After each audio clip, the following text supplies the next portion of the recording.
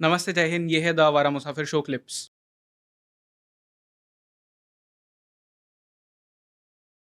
जो ज्योतिष है ना वो 12-9-12 का खेल है। और 27 और ऐड हो जाते हैं जो नक्षत्र होते हैं। 12-9-12 क्या है? 12 हमारी राशियां होती हैं, 9 हमारे ग्रह जिन्हें हम प्लेनेट बोलते हैं, और 12 हमारे हाउसेज होते हैं। राइट। अभी हम अगर ब्लैंक चार्ट प्रिडिक्शन की बात कर रहे हैं तो 9 ग्रहों को भी हम छुट्टी पे भेज देंगे। तो आपके पास क्या बचा? 12। 12 हाउसेज बचे और 12 राशियां बची। सो इन्हीं दोनों को लेकर मुझे आपके बारे में कुछ बताना है, प्रिडिक्शन करनी है। ओके। अब हाउसेज जो हैं इनके बारे में अभी हम एक बार रिपीट भी कर देंगे, जो बिल्कुल नए उनको समझ में आ जाएगा। ये फिक्स होते हैं, ठीक है। जैसे आप अगर स्क्रीन पर यहाँ पे देखोगे वहाँ पे, सो ये वाला जो हाउस है आपका, ये हमेशा फर्स्ट हाउस रहेगा। ये आपका कुंडली हो, मेरा कुंडली हो, हम सबका फर्स्ट हाउस यही है। ओके। और कुंडली हमेशा एंटी क्लॉकवाइज इंक्रीज होती है।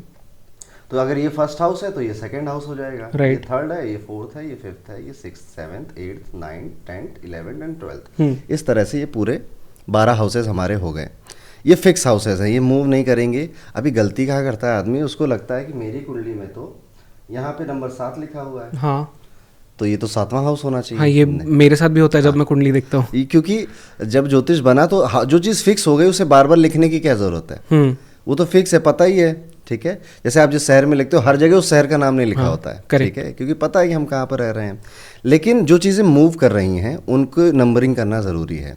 तो राशियाँ मूव करती हैं, दैट इज़ वाई आपको देखोगे, जैसे ये आपका चार्ट मैंने यहाँ पे खोला भी है। आपका ये फर्स्ट हाउस में क्या लिखा है, कौन सा नंबर? 2। तो ये हम कहेंगे कि जयेश का फर्स्ट हाउस तो ये था। हाँ, 2 नंबर ये 2 नंबर राशि का है। मतलब जैसे हम जितने भी नंबर यहाँ देख रहे हैं, हाँ। 1, 3, 4, 6, 5, ये सारे नंबर राशियों के नंबर हैं। ओके। 12 राशियां होती हैं, तो 1 से लेकर 12 तक उनकी नंबरिंग कर दी तो गई है। बेसिकली मेरे पहले घर में दूसरी राशि है। बिल्कुल सही बोला। ओके। अभी दूसरी राशि के नाम नहीं मालूम होगा, हो सकता हाँ। है। तो यहाँ पे एक लिस्ट मैं बना दे रहा हूँ। ओके। इसमें नंबर के हिसाब से राशियों का हिंदी में नाम, इंग्लिश में नाम, और Right. उस राशि का लॉर्ड कौन है, ये लोगों को समझने में आसानी हो जाएगी। करेक्ट। राहु और केतु को किसी का लॉर्ड नहीं बनाया गया, इसलिए आपको यहाँ पे 7 सेलेस्टियल बॉडीज ही दिखाई देंगी। राहु और केतु क्योंकि एक शैडो प्लेनेट है, अधूरी बॉडी है, राइट। सो वो लॉर्डशिप नहीं रखते, मतलब प्रॉपर उनकी प्रॉपर्टी नहीं है कहीं पर वो किराएदार, या फिर जिसे हम को लॉर्ड कहते हैं, वो हैं 2 राशियों के। जैसे राहु को माना जाता है वो कुंभ राशि का को लॉर्ड है, ठीक है। इसके पीछे एक इंटरेस्टिंग स्टोरी है। सो राहु का जन्म कैसे हुआ था, ये स्टोरी हम सुनते हैं कि एक स्वारभानु नाम का राक्षस था। जब अमृत आया तो उसे अमृत पीना था, तो वो क्या किया, उसने देवताओं की लाइन में वो बैठ गया। फिर सारा सूर्य और चंद्रमा खड़े हो गए, उन्होंने बताया कि ये तो राक्षस है। फिर भगवान विष्णु के मोहिनी अवतार ने गला काट दिया, तो जो हेड था वो राहु बना और जो धड़ था वो केतु बना। अब ये जो राहु है, ये सारे थॉट दिमाग में इसके आए कि मुझे वो अमृत चाहिए। वो अमृत कुंभ में था, ठीक है। कुंभ मतलब मटका होता है, ठीक है। दैट इज़ वाई इसको उसी का लॉर्ड बना दिया गया, को लॉर्ड, कि तुम इसी के पीछे भाग रहे थे ना, तुम इसी के को लॉर्ड बन जाओगे। और केतु को स्कॉर्पियो का बना दिया गया। तो इतनी बातें हमें याद रखनी है ब्लैंक चार्ट प्रेडिक्शन के लिए, कि 12 राशियां होती हैं, हर राशि का एक नाम है जो कि नंबर से फिक्स है। जैसे 6 नंबर कन्या के लिए फिक्स है, 7 नंबर तुला के लिए फिक्स है, 11 नंबर कुंभ राशि के लिए फिक्स है। वो लिस्ट आपको स्क्रीन पे दिख रहा है। राइट। हाउस भी फिक्स हो गए, अब सब फिक्स हो गया, ठीक। अब हो सकता है कि आपके चार्ट में राशियां मूव, जैसे जयेश के फर्स्ट हाउस में 2 नंबर लिखा है, मेरे फर्स्ट हाउस में 11 नंबर लिखा है, किसी और के में 8 नंबर लिखा होगा। फर्स्ट हाउस क्या है, फिर से एक बार बता दे। ये फर्स्ट हाउस है आपका, राइट। अब यहाँ पे अगर 2 लिखा है तो सेकंड हाउस में 3 लिखेगा, थर्ड हाउस में 4 लिखा है, तो सारी गिनती जो है वो एंटी क्लॉकवाइज इंक्रीज हो रही है, ओके। ठीक। अब अगर मैं पूछूं कौन सा हाउस है आपका?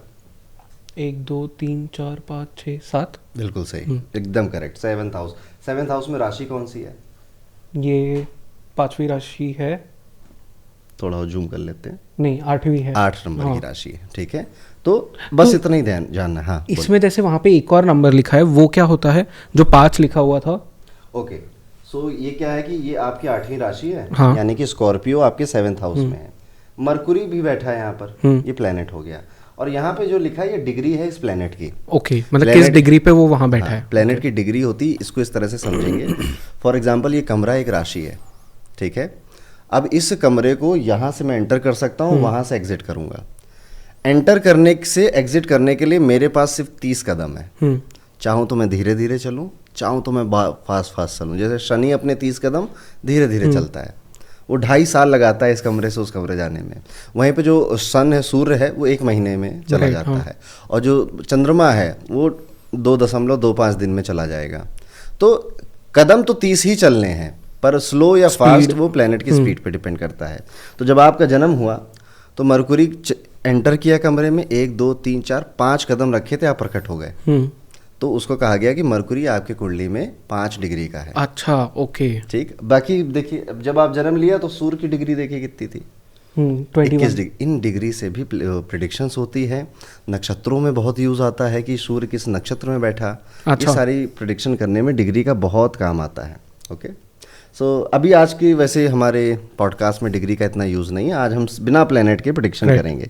सो आपके मन में एक सवाल आ सकता है जयेश कि बिना प्लेनेट के प्रिडिक्शन हो रही है तो प्लेनेट तो ज़रूरी नहीं है क्या, ऐसा है क्या? आंसर इज़ नो, प्लेनेट ज़रूरी हैं। यहाँ पर हम अभ्यास कर रहे हैं बिना प्लेनेट के भी कितनी एक्यूरेट एस्ट्रोलॉजी है, सिर्फ राशियों का यूज़ करके हम आपके बारे में बताने की कोशिश कर रहे हैं। और आज मैं बताऊँगा इसी पॉडकास्ट में, और लोग कमेंट करके कहेंगे कि हाँ। पर बिना प्लैनेट के एक्यूरेसी कैसे हम कर सकते? मैं नहीं कह सकता कि 100% एक्यूरेट होगा, बट मैं इतना कह सकता हूँ कि बहुत बातों से आप रिलेट करोगे। एक जनरल पर्सपेक्टिव दे देगा। एक जनरल पर्सपेक्टिव आपका दे दे। जैसे आपकी राशि आपके बारे में बताती है ना, ऐसे तो हम 12 राशियों का यूज़ कर रहे हैं, तो वो सब आपके बारे में ही बता रहे हैं, और वो होगा आपकी लाइफ में, वो आपके कमेंट सेक्शन में आप देखना, कई लोग रिलेट करेंगे। बट प्लेनेट का इन्फ्लुएंस नहीं है ये कहना गलत होगा। कुछ चीज़ों से लोग रिलेट नहीं भी करेंगे, मान के चलना पड़ेगा, क्योंकि उनका प्लेनेट उस नेगेटिव चीज़ को पॉजिटिव कर रहा होगा। करेक्ट, ठीक है, या पॉजिटिव चीज़ को नेगेटिव कर रहा होगा। तो इतना भी हमें अंडरस्टैंडिंग लेकर चलना है। बट बहुत मज़ेदार है, बहुत सिंपल है, सीखना बहुत आसान है। तो आज जो भी व्यूअर इसको देखेंगे उन्हें मज़ा बहुत आने वाला है। तो आई होप आपको क्लियर हो गया कि हाउस क्या होता है और राशि क्या होती है। ठीक है, अभी हमको ये समझना पड़ेगा कि हर हाउस का एट्रीब्यूट क्या है। ठीक है, एट्रीब्यूट मतलब कि आपकी लाइफ में बहुत सारे आयाम हैं। हेल्थ भी है, वाइफ भी है, बिजनेस भी है, एंड आपका मेंटल स्टेट भी है। तो बहुत सारे आयाम, भाई बहन है, माता पिता हैं, दादा दादी हैं। सो हर हाउस कुछ सिग्निफिकेंस रिप्रेजेंट करता है। कौन सा हाउस किस चीज़ को गवर्न करता है? करेक्ट, ये कह सकते हैं। जैसे फर्स्ट हाउस आपका जो है, फर्स्ट हाउस आप खुद हो, आपकी पर्सनालिटी है, आपकी हेल्थ है, ये सब कुछ फर्स्ट हाउस है। सेकंड हाउस आपका मनी, आपका फैमिली, आपका वाणी। ठीक है, थर्ड हाउस जो है, थर्ड हाउस आपके सिबलिंग का है, आपके भाई बहनों का, छोटी छोटी यात्राएं जो आप करते हो उनका है, मार्केटिंग का भी यही है। और थर्ड हाउस आप देखोगे तो ये हार्डवर्क का हाउस भी बोला गया, इसलिए इसे बड़ा अच्छा नहीं मानते। मेहनत खूब कराता है ना ये। ठीक है, फोर्थ हाउस में सारी इंपॉर्टेंट चीज़ें जितने के पीछे आप भागते हो, मदर, ठीक है, प्रॉपर्टी, व्हीकल, लग्जरी, कंफर्ट, ये सब कुछ फोर्थ हाउस में है। सो अभी आपको अगर कुछ देखना है कि मेरी प्रॉपर्टी के साथ क्या होगा, मेरी माता के साथ क्या होगा, कौन सा हाउस देखेंगे? फोर्थ हाउस देखेंगे। इसी तरह से जो फिफ्थ हाउस है, ये आपके संतान का, आपके हैप्पीनेस का, आपकी हॉबीज़ का, आपके पुराने जन्म के जो कर्म हैं उनका, और साथ ही साथ आपके एजुकेशन का, ये हाउस होता है। तो अगर आपको अपने बच्चों के बारे में देखना है, होंगे नहीं होंगे, 1 होंगे 10 होंगे, या 1 दर्जन का आंकड़ा मैं छूंगा, उसके लिए फिफ्थ हाउस देखना पड़ेगा। इसी तरह से सिक्स्थ हाउस आ गया। अब इसे भी अच्छा नहीं मानते, क्योंकि इसमें बीमारियां हैं, आपको कौन सी बीमारी होगी, आपको ऊपर कितना कर्ज चढ़ेगा, आपके शत्रु कितने होंगे, कोर्ट केस कितना करोगे, वो सब कुछ है। अभी है ना थोड़ा सा प्रॉब्लमेटिक, इसलिए जॉब को भी इसी में रख दिया गया। ठीक है, तो सिक्स्थ हाउस में आपकी जॉब भी देखी जाती है कि आपकी जॉब टिकेगी। अब जैसे यहाँ शनि बैठता है तो जॉब यूजुअली बहुत बार चेंज होती है, चंद्रमा बैठता है तो बहुत बार चेंज होती है। अभी आपका जो 7th हाउस है, इसके पीछे दुनिया भाग रही है, जैसे आप भी भाग रहे हो पिछले 3 पॉडकास्ट से। ठीक है, कि क्या है? मैरिज। ठीक है, आपकी शादी का है आपका 7th हाउस। सो मैरिज पार्टनर भी, यानी लाइफ पार्टनर जिसे आप कहते हो, और बिजनेस पार्टनर भी, ये दोनों 7th हाउस से देखे जाते हैं। पार्टनर जो भी होगा वो यहाँ, business partner, life partner, 7th house. Even ये हाउस ये भी बताता है कि आपको कौन सा बिजनेस सूट करेगा। अच्छा, ठीक है, सो 7th हाउस का जो लॉर्ड है, जो बैठा है, जो आस्पेक्ट कर रहा है, उनको देख के बताया जा सकता है कि इस तरह के काम आपको सूट करते हैं। अभी 8th हाउस पे आ जाते हैं। 8th हाउस पे आप दुख, दर्द, पीड़ा, कष्ट, ये सब कुछ यहाँ पर है। अब ये सब कुछ था तो ज्योतिष बनाने वालों ने ससुराल को भी इसी में बना दिया। ठीक है, तो आपके इन लॉज भी आपके दुख दर्द पीड़ा का कारण है। तो इन लॉज को भी, अब ये मैं फन वे में बोल रहा हूँ, दिल पे मत लेना, है ना। ठीक है, सो आपके इन लॉज भी, इनहेरिटेंस भी आपका इसी में आ जाता है। ठीक है, जो आपको प्रॉपर्टी, कुल मिला के जो पैसा कमाने में आपने मेहनत नहीं करी वो सारा 8th हाउस है। और जो पैसे कमाने में आप मेहनत करते हैं वो सेकंड हाउस है, ठीक है, वहाँ पे सेकंड हाउस है। 8th हाउस ये हो गया। 8th हाउस में और भी इंटरेस्टिंग चीज़ें आती हैं, जैसे ज्योतिष पूरा 8th हाउस का काम है। मतलब जितने भी रिसर्च वाले सब्जेक्ट होते हैं जिनमें बहुत वक्त लगता है, समय लगता है, या फिर आप कह दो गुप्त विद्याएं जितनी होती हैं, सब 8वें घर की हैं। तंत्र, काला जादू, साधना, ये सब 8वां घर है। तो 8th house is a very black type का थीम है इसका, कि यहाँ पे कुछ बहुत ऑकल्ट वाला, हाँ अकल्ट वाला थीम है, यहाँ पे रहस्यमयी चीज़ें ज़्यादा हैं। और 9th house is a very beautiful and very Payas house. ये भाग्य का घर है, ये पिता का घर है, ये गुरु का है, आपके टीचर हैं, आपकी जो हायर स्टडीज़ होती हैं उनका भी हाउस यही है। आपके जो अगर आपका शादी हो गया तो आपके जो स्पाउस के सिबलिंग्स हैं, जैसे जिनको यूपी में तो साला साली बोलते हैं, ठीक है, वो आपके 9th हाउस में आते हैं, ठीक है। आपके 10th हाउस में आपकी mother in law, specially mother in law ने 10th हाउस लिया है, ठीक है। करियर, प्रोफेशन 10th हाउस है। आपकी औकात, आपकी हैसियत, वो भी 10th हाउस बताता है। 11th हाउस आपके इनकम, प्रॉफिट, गेन, आपके दोस्त, आपके रिश्तेदार, ये सब 11th हाउस है। और आपके चाचा, ताऊ, बुआ, इन रिश्तों के बारे में भी 11th हाउस बताता है। 12th हाउस आपकी मोक्ष है। अब मोक्ष थोड़ा सा ड्रामेटिक शब्द हो जाता है। 12th हाउस खर्च है।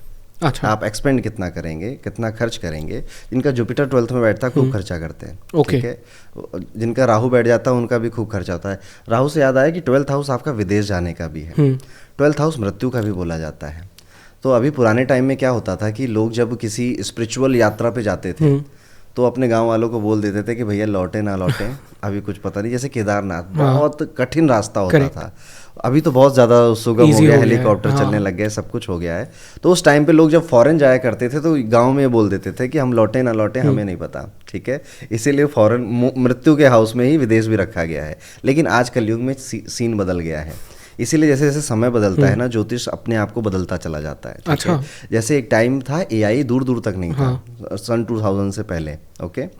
एआई की कोई बात भी नहीं सुनता था, लेकिन आज एआई आ गया ना, तो अभी ज्योतिष ने इसको एडजस्ट कर लिया अपने हिसाब से कि एआई 8th हाउस की चीज़ है, क्योंकि वेरी बहुत डेप्थ है, और मरकुरी इसे रिप्रेजेंट करेगा, ओके।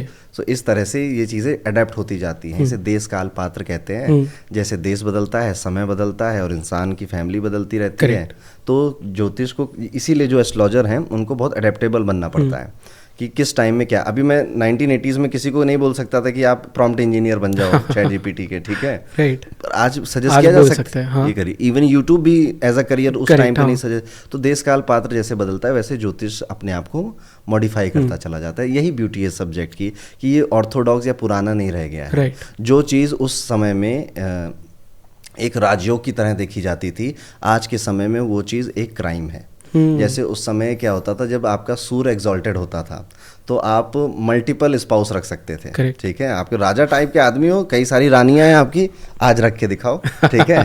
सो ये इस तरह से ज्योतिष बदलता है। तो जयेश, हमारा जो पॉइंट था कि आज हमें बिना प्लैनेट्स के प्रेडिक्शन करना सीखना है। सो उसके लिए ये पहला स्टेप था कि आपको हाउस पता होने चाहिए और हाउस के एट्रीब्यूट्स याद होने चाहिए। नहीं तो आप एक कॉपी पे लिख लीजिए, हम एक फोटो भी लगा देंगे, राइट। हाँ।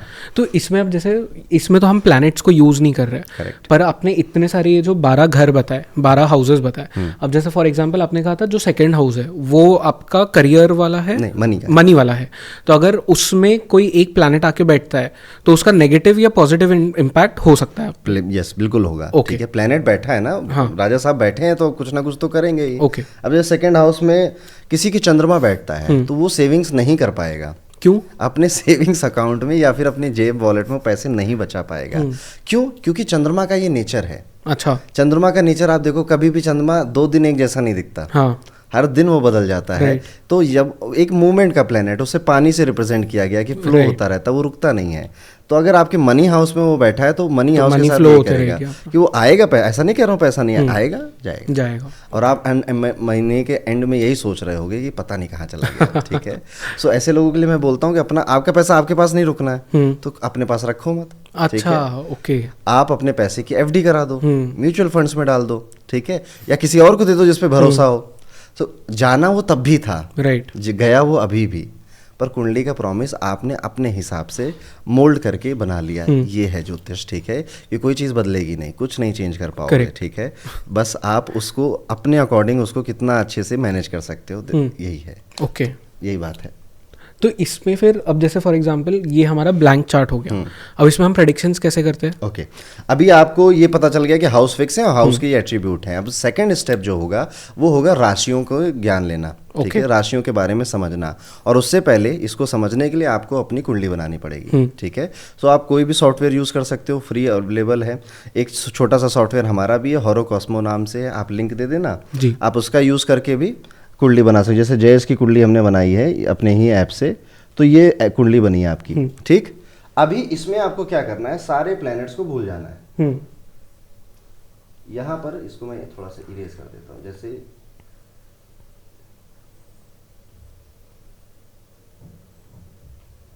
यहां पे मैं सारे प्लैनेट्स को इरेज कर दे रहा हूं। जैसे सन बैठा यहां पे, इसको इरेज कर दिया, मरकुरी को इरेज कर दिया, केतु को इरेज कर दिया। अब मेरे पास तो पेंसिल है, आप अपने पेन से कर सकते हैं, राइट, या फिर आप प्लेनेट लिखे ही ना। अब क्या बचा जयेश? अब घर बचे और राशियाँ बची, बस यही ब्लैंक चार्ट प्रेडिक्शन के लिए आपको चाहिए। तो जयेश की कितनी भी प्रेडिक्शन हमें करनी है तो हमें करनी है इन राशियों की हेल्प लेकर, ओके, और ये राशियां जिस हाउस में बैठी हैं उसकी हेल्प लेकर, ठीक, समझ आया? तो यहाँ पे एक बेसिक फंडामेंटल क्वेश्चन पूछूंगा। बताइए। बहुत से बार लोग क्या करते हैं, जो अपना प्रेडिक्शंस डेली पढ़ते हैं, वो न्यूज़पेपर में जाके अपने राशि का प्रेडिक्शन पढ़ लेंगे, बट अगर डिटेल में जाके पढ़ना है तो पता चलेगा कि आपकी जितनी भी राशियाँ है, सिर्फ एक राशि नहीं है, 12 राशियाँ जो है वो आपको अलग अलग घरों में बैठी है और अलग अलग तरह से इन्फ्लुएंस कर रही है, तो आपको हर एक को पढ़ना होगा। ओके तो जैसे अभी आपने कहा ना कि मेरा साल कैसा जाएगा या मेरा महीना कैसा जाएगा, ये कैसे बनाया जाता है, इस पे आज हम थोड़ी बात करते हैं। पर उससे पहले जैसे एक एक राशि करके चलते हैं, बिल्कुल, और हर राशि के एंड में 2025 उनका कैसे जाएगा इसके बारे में भी डिस्कस कर लेंगे, और वो ये प्रेडिक्शन कोई बनाता कैसे है, हाँ, उस कोर पे भी जाएंगे, ठीक है, कि क्यों कह रहा है ज्योतिष की मेष राशि के लिए अच्छा जाएगा, कन्या के लिए बुरा जाएगा, इसके पीछे का लॉजिक क्या है, उसको भी आज समझेंगे। थोड़ा लंबा हो जाएगा पॉडकास्ट, मैं तो चाहता हूँ लंबा हो। तो चलिए यहाँ तक अभी हम पहुँच गए, स्टेप 2 हमारा कंप्लीट हो गया। अभी हमें थोड़ा सा ना राशियों के बारे में थोड़ा सा हम ब्रीफ में जानेंगे, ओके। जैसे ये आपका हॉरोस्कोप है, अब ये ब्लैंक चार्ट है, आपने अपनी कुंडली बनाई किसी सॉफ्टवेयर से, आपको पता चल गया कि मेरे फर्स्ट हाउस में 3 नंबर लिखा है, या मान लेते 1 नंबर लिखा है, फिर आपको किसी और चीज़ की जरूरत नहीं है, आप सिंपली इसको इस तरह से चार्ट बना सकते हैं अपना, नंबरिंग करके, ठीक। अब आपको 1 से लेकर 12 राशियों के बारे में मैं कुछ कुछ बता रहा हूँ। जैसे शुरुआत करते हैं मेष राशि से। मेष राशि मंगल से रूल राशि है, ये बहुत एग्रेसिव और इनिशिएटिव लेने वाली राशि है। तो अब आपके हॉरोस्कोप में जहाँ पर भी मेष राशि पड़ेगी वहाँ पर आप एग्रेसिव हो जाएंगे, वहाँ पर आप चीज़ों को अपने ईगो पे लेना शुरू कर देंगे, और हमेशा चीज़ों को नई शुरुआत करने के लिए आप यूज़ करने वाले हैं, ये याद रखना। मेष राशि जहाँ अग्रेसिव मतलब not in negative sense but positive, very positive sense. Mangal aggressive होता है काम करवाने के लिए, कि मतलब कुछ ठान लिया तो करना ही है। अब जैसे जो मांगलिक है व्यक्ति, मांगलिक लोगों के आप अंदर ये नेचर देखोगे, आप उनको इधर काम दो उधर वो करने दे, गो गेटिंग नेचर ज़्यादा सही शब्द रहेगा एग्रेसिव की जगह, कि इनका गो गेटिंग नेचर होता है। एंड क्योंकि अब मंगल है सो वो एंगर इनके अंदर है, वो लीडरशिप क्वालिटी भी इनके अंदर होती है मेष राशि वालों के अंदर, और यही क्वालिटी मेष राशि की भी है। अब ये जहां पर भी आपके हाउस में आएगी वहां पर ये अपने एलिमेंट को ऐड करने लग जाएगी, करेक्ट, ठीक है। अब जैसे लेट्स सपोज किसी का मेष लगन का कुंडली है, तो सबसे पहले क्या करेगा, इसके फर्स्ट हाउस में मेष राशि आ गई तो इसका नेचर पे मेष राशि अपना इफेक्ट डालेगी। अब ये दूसरों से दबेगा नहीं, ये अपनी बात कहे बिना मानेगा नहीं। ये व्यक्ति आप देखोगे कि हमेशा नई चीज़ों को अप्रिशिएट करता है, न्यूनेस को अप्रिशिएट करता है, और इनिशिएटिव लेने में माहिर है। कोई कमरा होगा जहाँ पे सब लोग कह रहे होंगे कि यार ये काम कैसे होगा, ये कहेगा इधर आओ, पापा बताएंगे कैसे होगा, ठीक है। सो ये इस तरह का इसका नेचर होने वाला है, ये मेष राशि का एट्रीब्यूट है। अभी दूसरी राशि आती है टॉरस, सेकंड। ये फूड को रिप्रेजेंट करती है, खाने को भी रिप्रेजेंट करती है, मनी को भी रिप्रेजेंट करती है, और इनस्टेबिलिटी को रिप्रेजेंट करती है। जहां पड़ेगा टॉरस आपके हॉरोस्कोप में 12 घरों में, वहां से रिलेटेड चीज़ों में इनस्टेबिलिटी आप एक्सपीरियंस करोगे, वो इनस्टेबल रहेगा। ये सारे मैं फॉर्मूले बता रहा हूँ आपको, ये लिखने चाहिए। और अभी क्योंकि हम 12 हॉरोस्कोप को डिस्कस करने वाले हैं तो यही फॉर्मूले हर जगह बस अप्लाई होते जाएंगे। नंबर 3 राशि आ गई, जेमिनी की राशि है, इसे ट्विन बोला जाता है, यानी कि ये जहाँ पर भी ये पड़ेगी राशि, ठीक है, वहाँ पर दोहरी चीज़ें होंगी, वहाँ पे रीयूनियन होगा, वहाँ पे बचकानी हरकतें होंगी, वहाँ पे बिजनेस की बातें होंगी, क्योंकि बिजनेस की राशि, बिजनेस के ग्रह बुध की राशि है, वहाँ पर कम्युनिकेशन बहुत होगा। तो ये इसका एट्रीब्यूट हो गया। इसी तरह से जो चौथी राशि है 4 नंबर की कर्क, ये इमोशन की राशि है, ये इमोशन में बह जाने की राशि है। तो जहाँ पड़ेगी कर्क राशि वहाँ पर आप इमोशनली अटैच हो जाओगे। वहाँ पर कैश फ्लो की बात भी देख सकते हो, वहाँ पर आपकी मदर को भी देखा जाएगा। कर्क राशि आपकी माता को भी रिप्रेजेंट करता है। वैसे ही जो 5 नंबर की राशि है लियो, ये सिंह राशि, रोर करने वाली राशि है। इस राशि का एट्रीब्यूट है कि मुझे ना धारणा है, मुझे रॉयल लाइफस्टाइल चाहिए, मुझे ना रिचनेस चाहिए, मैं छोटी मोटी चीज़ों में नहीं मानने वाला। तो जहाँ भी पड़ेगी हॉरोस्कोप में वहाँ पे आप देखोगे आपको रॉयल चीज़ें चाहिए, वहाँ पे आप कॉम्प्रोमाइज़ नहीं कर पाते। तो फॉर एग्जांपल अगर ये आपके करियर वाले उसमें आ गई, तो आप एक रॉयल करियर ढूंढना चाहोगे आप, या फिर आपको ऐसी पोस्ट चाहिए कि मेरे बातें दुनिया समझे, और उसके पीछे आप भागोगे। जब तक वो नहीं मिलेगा तो आपका भूख शांत नहीं होने तो बहुत सारे जो IAS ऑफिसर्स वगैरह होते हैं उनके इसमें यही होगा। ये एक पॉसिबिलिटी ये है, possibility, there are many reason कि एक पॉसिबिलिटी यहाँ पे ये बनती है। फिर आती है वर्गो हमारी। वर्गो क्रिटिसिज्म की राशि है। ये जो एडिटर होते हैं ना, ये छोटी छोटी गलतियां निकालते हैं, ठीक है। वर्गो का काम ही ये है कि छोटी छोटी गलतियां निकालना। आप इसकी कभी फोटो देखोगे वर्गो साइन की, तो एक लेडी है जो एक नाव में बैठी हुई है और उसके एक हाथ में लालटेन है और वो अंधेरे में नाव में चल रही है, फाइंड आउट कर रही है कि कहाँ से रास्ता है। तो वर्गो वाले भी ऐसे होते हैं कि ये बहुत माइन्यूट डिटेल में चले जाते हैं और छोटी छोटी गलतियाँ, इनके पास कोई भी चीज़ आती है ना वर्गो वालों के पास, तो आप पाओगे कि ये पहले वो कॉन्स देखते हैं कि इसको करने से, डिसीजन से मेरा बुरा क्या होने वाला है, फिर प्रोस पे आते हैं। तो they are always ready for plan B. तो ये वर्गो का है। जहाँ पड़ेगा वर्गो वहाँ पे क्या होगा, क्रिटिसिज्म, वहाँ पे जजमेंट्स होंगे। और अभी अलग अलग हाउसेस में हम आने वाले हैं, तो आप इसको याद रखना। लिब्रा तुला राशि है शुक्र की, ये 7th राशि, ये शुक्र की मूल त्रिकोण राशि बोली गई। इसका मतलब है कि शुक्र को इससे ज़्यादा प्यार है, ठीक है। तो दैट इज़ वाई तुला राशि जहाँ पर आएगी वहाँ पे शुक्र नज़र आएगा। वहाँ पे आपको एक तो बैलेंस की राशि है, ये बैलेंस नज़र आएगा, बैलेंस बनाते हुए मिलेंगे।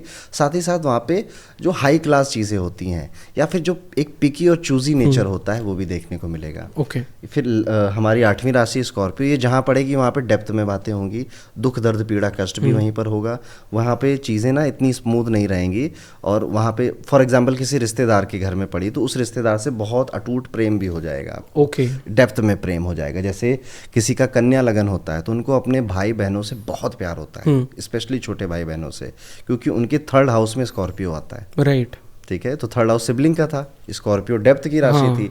तो इन डेप्थ वो। अब ये मैंने एक प्रेडिक्शन आपको बताई कि अगर आपका वर्गो एसिडेंट है, यानी कि आपके 1st हाउस पे 6 नंबर लिखा है अगर, तो आपको अपने छोटे भाई बहनों से बहुत डेप्थ में प्यार होगा। चलिए अब आगे बढ़ते हैं। 9 नंबर राशि जहाँ पर भी है वहाँ पे एक्सपेंशन है, चीज़ें बड़ी हैं, वहाँ पे लक है, वहाँ पे ब्लेसिंग्स हैं, बहुत पॉजिटिव है। वहाँ पे फादर भी हैं, फादर के बारे में बताएगा। 10th नंबर साइन आपके करियर प्रोफेशन के बारे में बताएगा। 10th नंबर साइन को ऐसा भी कहा जाता है कि ये कैप्रिकॉन है, और बॉडी पार्ट में जो कैप्रिकॉन है वो हमारे नीज हैं। तो जहाँ पड़ा कैप्रिकॉन वहाँ आप घुटने पे आ जाते हैं। अच्छा, ठीक है। तो ये कुछ ऐसे एक्रोनिम्स बना लेते हैं हम लोग ताकि याद रह जाएं चीज़ें। अब ये घुटने पे आ जाना याद रह जाएगा सबको, ठीक है। ऐसे ही 11 नंबर को आपको हमेशा गेन एंड प्रॉफिट से याद रखना है कि जहाँ पड़ा 11 नंबर वो काम करने से गेन्स होंगे, प्रॉफिट होंगे, पैसा आएगा, मजा आएगी, ठीक है। और 12 नंबर जहाँ पे पड़ेगा वहाँ पे आपको अपना बेडरूम याद करना चाहिए, क्योंकि 12 नंबर से बेडरूम भी देखते हैं। वहाँ बेडरूम के अंदर जो आप हस्बैंड वाइफ के रिलेशंस हैं वो भी 12 नंबर है। 12 नंबर मीन राशि है ना, तो ये भगवान भरोसे राशि है, ठीक है। जहाँ पड़ेगी ये वहाँ पे काम भगवान भरोसे चलेगा, ठीक है। साथ ही साथ 12 नंबर विदेश भी है, खर्च भी है। यानी कि अभी आप ये समझो कि जो हाउसेस थे ये राशियाँ वही एट्रीब्यूट रख रही हैं, और थोड़े थोड़े इनके अलग एट्रीब्यूट्स भी हैं। तो इतना हम समझ गए। इसकी हम एक PDF भी यहाँ पे लगा देंगे ताकि सबको एक बार में समराइज हो जाए। अब इसको क्या बोलते हैं जयेश, आप बताइए। पहला घर। इसको हिंदी में लगन भी बोला जाता है। अच्छा, लग्न क्यों कहा जाता है, मतलब क्या मीनिंग है? लग्न मतलब 1st हाउस, इतना समझ लेंगे। अच्छा, पुराने टाइम में लग्न बोलते तो अभी अगर मुझे बोल दिया जाए कि जयेश का वृषभ लगन है तो मेरे दिमाग में क्या आ जाना चाहिए? पहले घर में वृषभ राशि है, तो यहाँ पर मैं 1 की जगह 2 लिख दूंगा। अब जब मुझे यहाँ पे 2 पता चल गया तो कितनी देर लगेगी यहाँ 3 लिखने में? 3, 4, 5, हाँ करेक्ट। तो हम आपका पूरा हॉरोस्कोप सिर्फ ये एंटी क्लॉकवाइज वो घूम सीक्वेंस में चला जाएगा। तो बस ये पता होना चाहिए कि आपका लग्न किस चीज़ का है। और आज के इस वीडियो में आप सभी को अपना लग्न जरूर पता रखना है, ठीक है, क्योंकि सारी प्रेडिक्शन और सारी मजेदार बातें उसी से हम करने वाले हैं। ओके, तो ये जैसे अभी आपने कहा कि लग्न में 2, जैसे ऋषभ राशि आपने कहा तो 2 आ गया, तो 3 4 5 6 7 8 9 10 फिर 1 कहाँ पे आएगा? 12 के बाद। 12 के बाद में मतलब वो एक एक घर शिफ्ट हो जाएगा बेसिकली। देखो मैं आपको करके बताता हूँ, ठीक है। जैसे आपका है वृषभ लगन, तो यहाँ पे हम 2 लिख देंगे, फिर 3 4 5 6 7 8 9 10 11 12 और यहाँ एक 13 नहीं लिखना, गलत हो जाएगा। एक वापस से गिनती 1 से शुरू हो जाएगी, फिर 2 आ गया यहाँ पे। ओके, तो मतलब वो सीक्वेंस में जाएगा, एंटी क्लॉकवाइज पूरा एंटी सीक्वेंस। क्लॉकवाइज सीक्वेंस में जाएगा। अच्छा हाँ, कुछ लोग जैसे अपनी कुंडली इंग्लिश में बनाएंगे तो यहाँ पर हो सकता है उनको AS लिखा हुआ मिल जाए या ASC लिखा हुआ मिल जाए। ये इंग्लिश में लग्न को एसेडेंट बोलते हैं। अच्छा, कुल मिला के फर्स्ट हाउस में कौन सी राशि है उसके लिए अलग अलग शब्द यूज हो रहे हैं। तो ये है। अब आप अपनी कुंडली बनाइए और